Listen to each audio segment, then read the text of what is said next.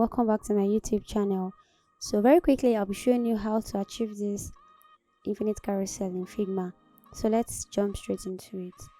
Alright, so I already have all my images ready, and what we're going to be doing now is to bring them here,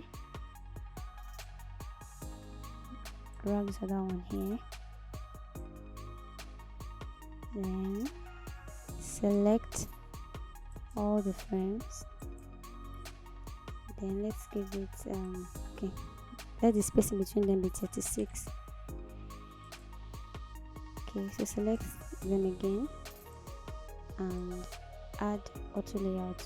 Come here, the right panel, click on this plus icon here, click on it. Now I've added auto layout. So the next thing to do is to right click on that same frame and click on frame selection, and now we framed the three frames. We framed all of them. They're all in a single frame now. So now you drag your frame from the end of the frame, drag it here and stop here. Stop where the first frame ends. So now you come over here to the right panel and clip content.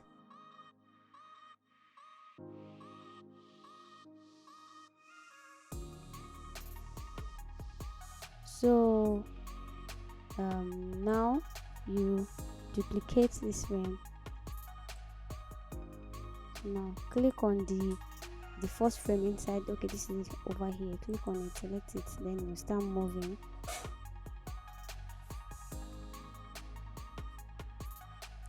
Move to the second frame.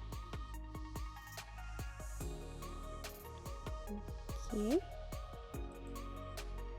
now duplicate the other frame. So click on the frame inside, then drag.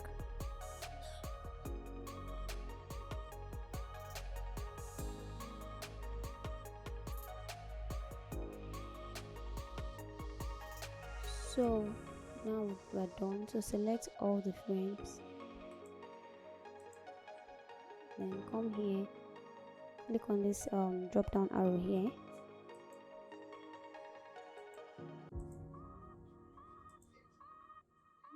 then click on this one, create component set. So now let's switch to prototype. Let's start connecting the frames. Connect this to this other. So it's going to be set to after delay. Let's be 800 milliseconds. Set it to smart animate linear 7000 milliseconds. Come over here, connect this frame to this other one here, set it to after delay 1 millisecond. Still going to be set to smart animate linear 7000 milliseconds. Now click on this one and connect to the first one. So set it to after delay